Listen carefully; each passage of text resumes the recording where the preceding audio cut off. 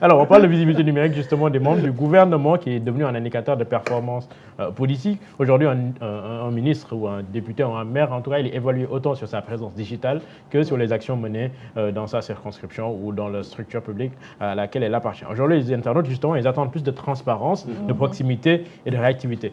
Mais il y a également des choses à éviter tout simplement, parce qu'au-delà de ces prises de parole sur les plateformes digitales, Facebook, X, etc., il y a un élément central, c'est la réputation qu'on laisse en ligne aujourd'hui qui constitue l'identité même de ces personnalités en ligne. Très important. Alors, il est arrivé récemment, d'ailleurs, c'est l'exemple que je vais donner, un nouveau ministre de la République qui a racheté un compte sur X.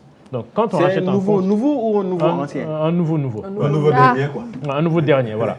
Donc, quand tu rachètes un compte sur une plateforme donnée, il est essentiel que tu fasses le ménage derrière toi.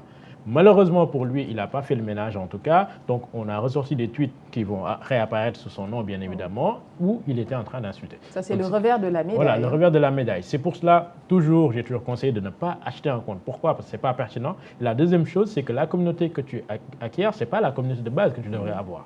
Donc, ce n'est pas une communauté à qui tu devrais donner des informations relatives à ce que tu fais. Parce que tout simplement, l'identité qui a été construite sur base de cette communauté-là n'est pas ton identité réelle. Donc, il va falloir que toi, tu partes construire une certaine identité qui corresponde un peu à ce que tu fais.